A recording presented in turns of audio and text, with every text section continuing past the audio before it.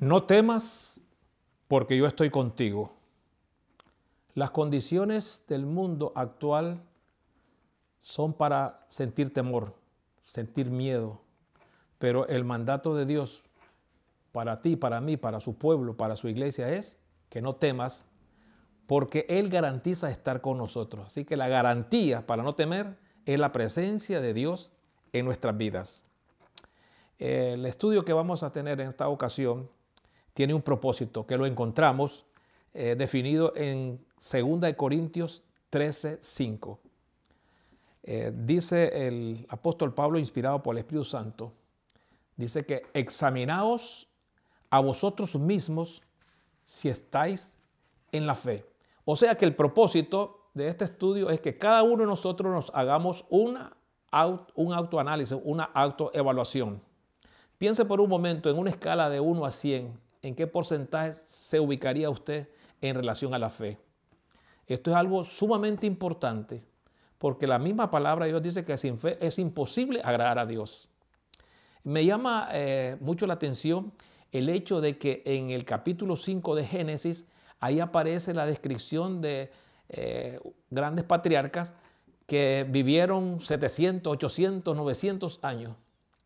Pero todos murieron, excepto uno que vivió 365 años, ese fue Enoc. Se dice que Enoc caminó con Dios y que Dios se lo llevó. Pero en el libro de Hebreos, en el capítulo 11, dice de que antes de ser traspuesto, Enoc tuvo testimonio de haber agradado a Dios. Y el siguiente versículo dice, sin fe es imposible agradar a Dios. Independiente de la situación que el mundo está viviendo, que es una realidad, yo no necesito convencerlos a ustedes porque usted mismo puede experimentarlo y verlo a través de las noticias de lo que ocurre.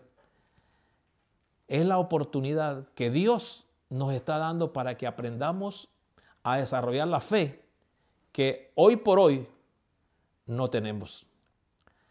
Es una fe capaz de soportar la demora, el cansancio, la persecución, la cárcel, la muerte si fuera necesario. Así que si usted está ahorita paralizado por el temor, por las cosas que están sucediendo, es decir, tome en cuenta de que esto es una oportunidad para que usted fortalezca su fe, su confianza en Dios, porque el Señor no nos está poniendo, no nos está sugiriendo, yo no tomo como sugerencia que no temas, yo digo que es un mandato porque está respaldado, ¿por qué? Por la promesa que Él estará con nosotros todos los días.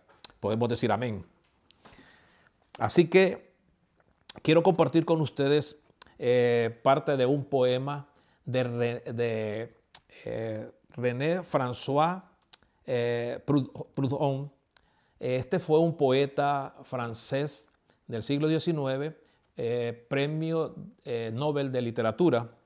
Y el poema dice así: soy como el pájaro, como un pájaro que siente temblar la rama donde está posado. Sin embargo, canta porque sabe que tiene alas.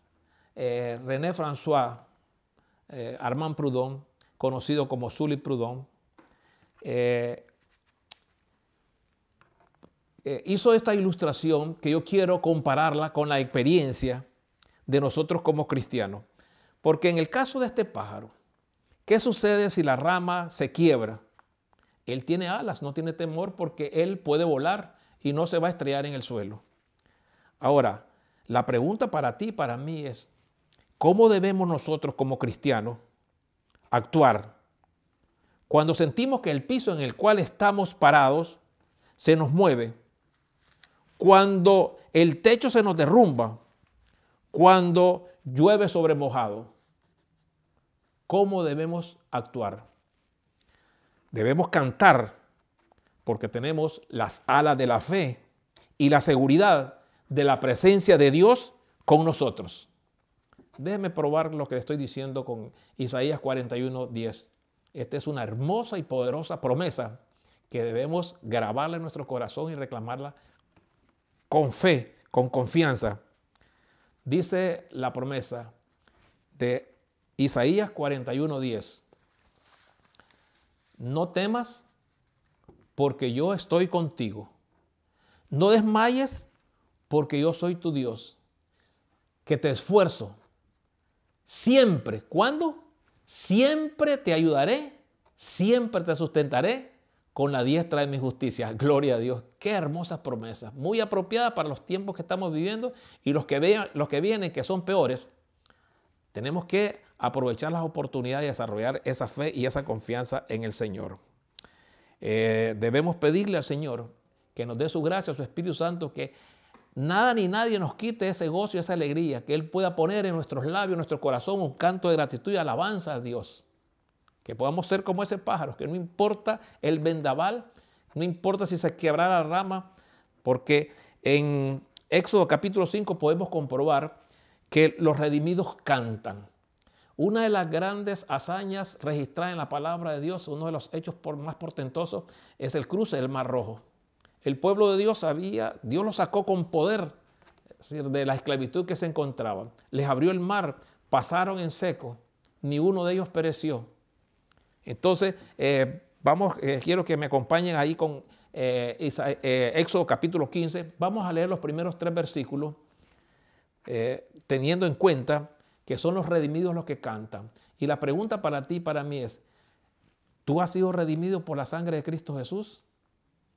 Así que debemos de cantar con gozo, con alegría, con fe, con confianza. Hay un refrán muy conocido, por lo menos en mi país se conoce, no sé si en los países de ustedes se conoce, dice que el que canta su mal espanta. La verdad que es una buena terapia, saludable espiritualmente, cantar, y tenemos tantos cantos hermosos que pueden ayudarnos a fortalecer la fe en los momentos difíciles que estamos viviendo y los peores que vendrán. Así que no tenemos nada que temer. Éxodo 15, versículo 1 en adelante dice: Entonces cantó Moisés y los hijos de Israel este cántico a Jehová, y dijeron: Cantaré yo a Jehová porque se ha magnificado grandemente, ha echado en el mar al caballo y al jinete.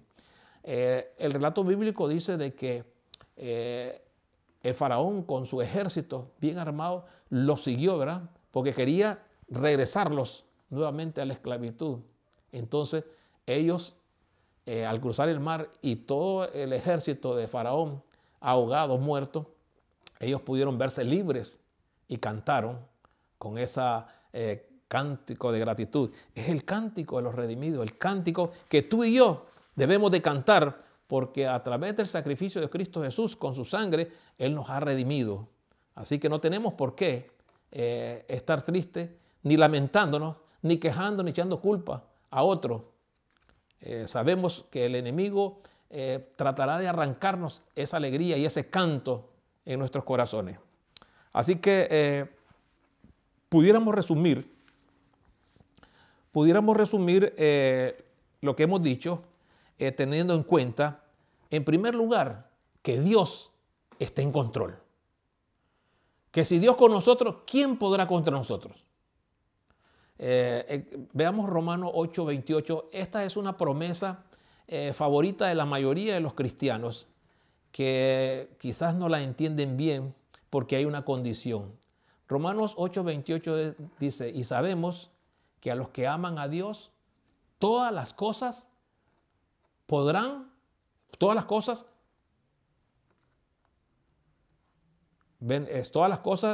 serán para nuestro bien. ¿Ok? Pero observe usted que dice: sabemos que los que aman a Dios, mire que esa es la condición, todas las cosas les ayudan a nuestro bien.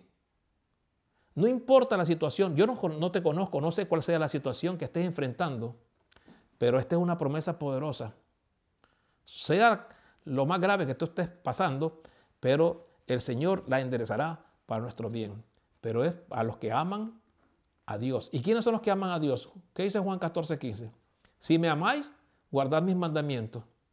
Mucha gente puede estar reclamando esta promesa, pero no están guardando los mandamientos. Y no son 8, no son 9, son los 10. La santa ley de Dios, lo único de toda la Biblia que Dios escribió con su propio dedo. Así que esa es una condición para que eso sea posible en tu vida. Puede estar pasando el peor de los problemas, pero el Señor los enderezará para nuestro propio bien. Ok. Vamos a examinar algunos personajes de la Biblia y podamos aprender de ellos. He seleccionado 5, pero usted puede seguir agregando en su estudio personal, ¿verdad? Otros personajes más que estoy seguro que va a ser una bendición. Es decir, porque el Señor no hace acepción de personas. Así como Dios estuvo con ellos, los protegió, los bendijo, Él ha prometido también hacerlo eso contigo y conmigo. El primer personaje que queremos analizar es el caso de David. David. El Salmo 23 es un salmo que de niños nos enseñan, ¿verdad? Es el salmo del pastor, del buen pastor. Y en el versículo 4 dice, Salmo 23, 4, dice que aunque ande en valle de sombra de muerte, no temeré mal alguno. ¿Por qué? Porque tú estarás conmigo. Gloria a Dios. Entonces, en la experiencia de ese hombre, sabemos que posiblemente sea el personaje favorito de muchos, especialmente los niños, pero él se enfrentó a situaciones difíciles. Es decir, ¿de dónde obtuvo él esa seguridad, esa confianza?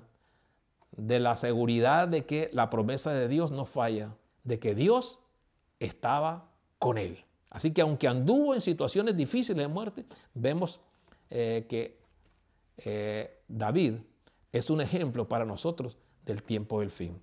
Otros son los 3 jóvenes hebreos. El siguiente caso que escogí a los 3 jóvenes hebreos, que se encuentra registrado. De paso les recomiendo estudiar con detalle el capítulo 3 de Daniel. Estos 3 jóvenes representan al remanente fiel de Dios del tiempo del fin. Daniel, dije capítulo 3. Vamos a leer los versículos 17 y 18 y voy a comentar ligeramente qué sucedió. Resulta que el rey Nabucodonosor mandó a hacer una estatua de oro y dio la orden que a la inauguración se postraran todos en adoración a la estatua de oro. Pero hubieron 3 jovencitos, 3 jóvenes que se mantuvieron en pie. ¿Por qué? Porque sabían que ese era un acto es un acto de idolatría, postrarse ante alguien que no fuera Dios. Y aunque había una orden, y era la orden del rey, que el que no lo hiciera iba a ser echado en el horno de fuego. Okay. Dice el versículo 17 y 18. He aquí nuestro Dios a quien servimos puede librarnos del horno de fuego ardiente y de tu mano, oh rey, nos librará. Mire qué seguridad, qué certeza. 3 jovencitos. Qué tremendo ejemplo. Si no, en otras palabras, si Él no quiere librarnos, pues Él sabrá qué hacer. Pero sepas, oh rey, que no serviremos a tus dioses, ni tampoco adoraremos la estatua que has levantado. Esa es la fe y la confianza que debe tener el pueblo de Dios. Porque vienen cosas terribles. Vienen decretos y leyes que nos obligarán a serle infiel a Dios. Y la pregunta que yo me hago, y te invito que tú reflexiones seriamente en esa pregunta, ¿estamos dispuestos a serle fiel a Dios independiente de las circunstancias, incluso bajo un decreto de muerte? Hoy por hoy el pueblo de Dios no tiene la fe necesaria que necesitamos. Así que démosle gracias a Dios por las cosas que están sucediendo, porque Dios nos está preparando para lo que viene. El otro personaje es el mismo Daniel. Daniel, un profeta poderoso de Dios, era un hombre tan íntegro que sus enemigos le buscaron fallas para acusarlo delante del rey y no pudieron encontrarlo. Y lo único que hicieron fue, pues, se les ocurrió inventar un decreto de que por 30 días no se podía adorar a nadie, excepto al rey. El rey fue engañado. Entonces, pero cuando se dio cuenta del engaño, no podía revocar el decreto. Entonces, vamos a ver ¿qué pasó con este hombre? Daniel capítulo 6, versículos 16 al 24. Entonces el rey mandó y trajeron a Daniel y le echaron en el foso de los leones. El rey dijo a Daniel: el Dios tuyo, a quien tú continuamente sirves, él te libre. Fue traída una piedra y puesta sobre la puerta del foso, la cual selló el rey con su anillo y con el anillo, bueno, lo selló, ¿verdad? Entonces, él fue echado. Dice el texto bíblico que él fue echado en el foso de los leones. El rey dice que pasó una noche que no pudo dormir, no le llevaron música, estaba muy triste, ¿ve? Por lo que había sucedido, se dio cuenta de la trampa en que había caído, pero como era una ley medo y persa, no podía revocarla. En la mañana se levantó muy temprano y fue a visitar en el foso de los leones donde había sido echado a Daniel, y le hizo una pregunta: que si el Dios al cual tú sirves continuamente, me gusta, subraya esa palabra, al cual tú sirves continuamente, ha podido librarte del foso de los leones. Daniel no había hecho nada y él pues humildemente le dijo: rey, pues yo no he hecho nada contra ti. ¿Ve? Entonces Daniel respondió: oh rey, vive para siempre. Mi Dios, ¿quién? Mi Dios envió su ángel, el cual cerró la boca de los leones para que no me hiciesen daño, porque ante ti fui hallado inocente, y aún delante de ti, oh rey, yo no he hecho nada malo. El enemigo de Jesús y de nosotros siempre tratará de crearnos problemas, cómo desanimarnos, cómo nosotros podamos negar y dudar del cuidado y de la protección que solamente Dios puede darnos. Así que vemos que este hombre fue íntegro, fue fiel, tuvo fe y confianza en el Señor, y Dios lo libró de una muerte segura. El otro personaje que quiero que analicemos es Pedro. Eso lo encontramos en Mateo capítulo 14. Vamos a leer los versículos 28 al 31. Mateo 14, 28 al 31. Dice la palabra de Dios: entonces le respondió Pedro y dijo: Señor, si tú eres, manda que yo vaya a ti sobre las aguas. ¿Qué es lo que está sucediendo? Si usted lee en el contexto anterior, los discípulos estaban navegando en medio del mar, se levantó una tormenta, estaba oscuro, y entonces de repente vieron un fantasma caminando sobre las aguas y sintieron temor, porque ellos creían que cuando miraban una cosa así era una muerte segura. Pero Dios les dio una palabra de ánimo, les dijo: no tengan temor, soy yo, les dijo. Y entonces Pedro, el impetuoso Pedro, le dijo: Señor, si eres tú, manda que yo vaya y ascienda. Y el Señor le dijo: ven. Entonces él saltó y comenzó a caminar. Yo les hago una pregunta: ¿tenía fe Pedro o era presuntuoso? Pedro le puso alguna condición al Señor: Señor, sí voy a ir, pero mira, pónneme algo, unos zapatos especiales para que no me hunda. Él comenzó a caminar. Mientras iba caminando hacia el Señor y no perdía la vista, pues seguía caminando. Pero el viento y las olas perdieron de vista a Jesús. Y entonces, ¿qué sucedió? Pedro se hundía. ¿Pero qué hizo Pedro? Pedro seguramente era un campeón olímpico en natación, un hombre acostumbrado, pues era un pescador. Pero fíjese que me llama a mí particularmente la atención que él no echó mano a sus recursos y a su experiencia como seguramente un excelente nadador, sino que él clamó al Señor diciendo: Señor, sálvame que perezco. Y vemos la intervención de Dios, ¿verdad? Extendiendo la mano y sacándola a Pedro. Y le dijo: hombre de poca fe, ¿por qué has dudado? Entonces, ¿le faltó fe a Pedro? ¿Era Pedro un hombre que no tenía fe? No se necesita fe. Caminar sobre las aguas. ¿Quién ha caminado sobre las aguas excepto Jesús? Y Pedro tenía fe, pero esa fe tiene que incrementarse cada día, y las pruebas y dificultades y problemas que enfrenta el pueblo de Dios es la oportunidad que Dios nos da para desarrollar esa fe y crecer espiritualmente. Los otros dos personajes se trata de Pablo y Silas. Pablo y Silas se encontraban, son hombres misioneros que se encontraban haciendo la obra de Dios y pues por sacar un mal espíritu de una divina, entonces tomaron represalia contra él, los encarcelaron, los azotaron, pero observen cuál fue la actitud de estos hombres. Estaban encarcelados, azotados, heridos, y yo no los encuentro aquí quejándose, no estaban llorando. En Hechos capítulo 16, versículo 25, ahí encontramos qué actitud tenían esos hombres por la fe y la confianza que tenían en el Señor. Era injusto lo que estaban pasando. Posiblemente tú estés pasando muchas cosas que no te encuentres explicación. Es decir, injusticia que estén cometiendo contra ti, pero es la oportunidad de confiar. Así que tenemos estos ejemplos. Hechos capítulo 16, versículo 25. Ahí encontramos que dice, pero a medianoche, orando, ¿qué cosa? Orando Pablo y Silas, ¿qué hacían? Cantando himnos a Dios, y los presos los oían.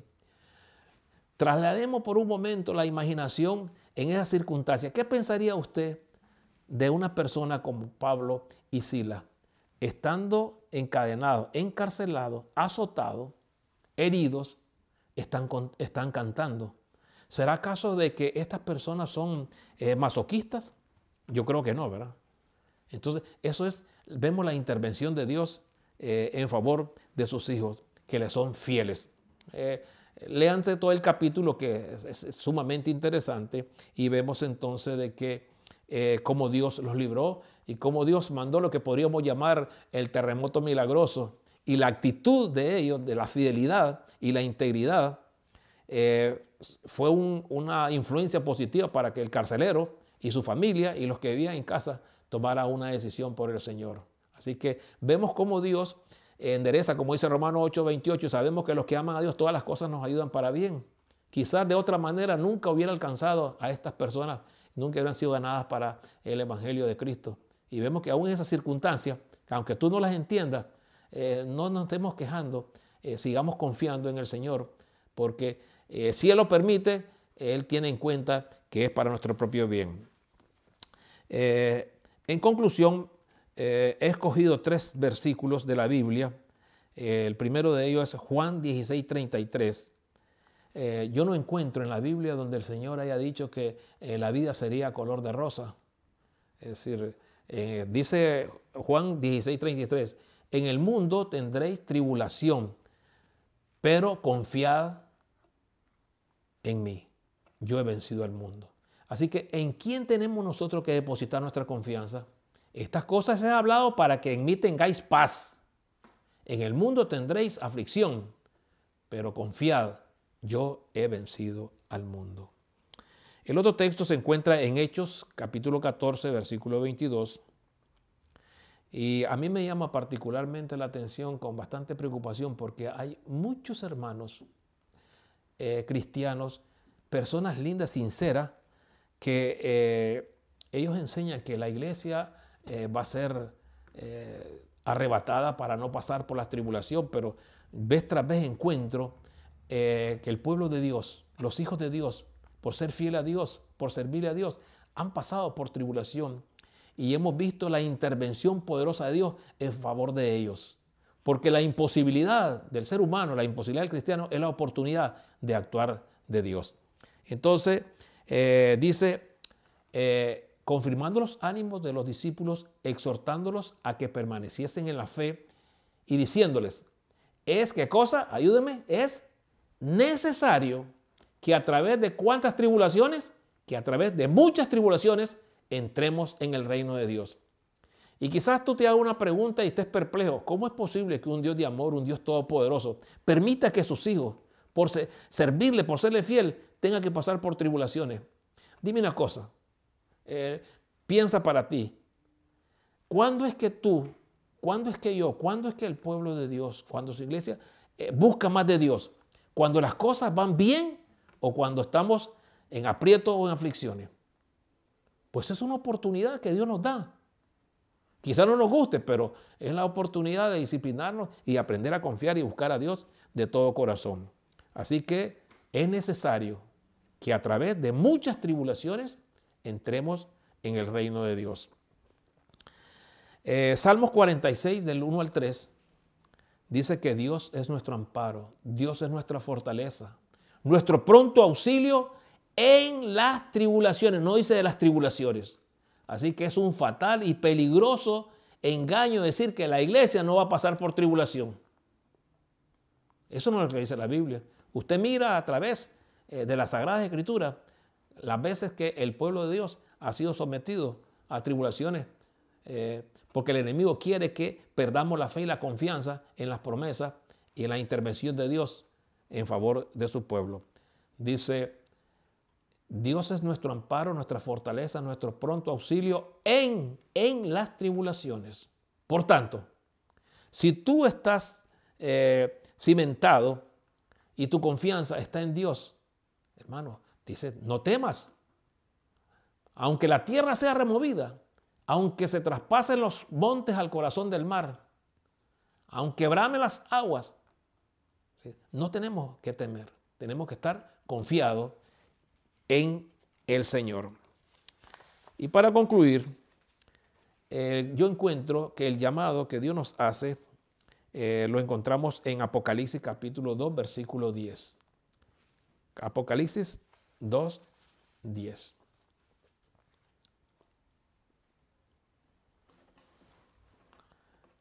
Dice la palabra de Dios, no temamos en nada lo que vas a padecer. Palabra de Dios para su iglesia, palabra de Dios para ti y para mí. No temamos nada de lo que vas a padecer. He aquí, el diablo echará a algunos de vosotros en la cárcel. ¿Para qué? Para que seáis probados y tendréis tribulación por 10 días. Aunque esto se lo dice a una de sus iglesias, pero el llamado que le hiciera a ellos, que también representa a la iglesia del tiempo del fin, que seamos fieles hasta cuándo, hasta la muerte, y yo te daré la corona de vida. Queridos hermanos y amigos que me escuchen, que me ven, Dios nos dice que no temamos, porque Él nos promete Él promete estar con nosotros cada uno de nuestros días hasta el fin del mundo. ¿Cuántos en esta ocasión quieren levantar las manos diciéndole, Señor, quiero que nos des tu gracia, tu Espíritu Santo, para que tengamos esa fe que hoy por hoy no tenemos? Gracias porque a través de tu palabra nos dice que sin fe es imposible agradarte. Señor, tú te llevaste a Enoc vivo, no pasó por la muerte. Cada día caminó contigo. Queremos que nos enseñe a caminar contigo cada día. Queremos, Señor, que podamos agradarte. La fe es un fruto de tu Santo Espíritu. Danos tu Espíritu. Tú estás dispuesto a dar tu Espíritu a lo que te lo piden. Así que te pedimos, Señor, que nos des tu Espíritu, que la fe es un fruto de su Santo Espíritu.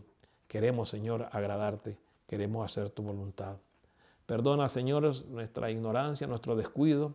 Perdona que, por asunto de miedo, de temor, quizás te hemos fallado, pero rogamos, Señor, que tú te hagas presente en nuestras vidas.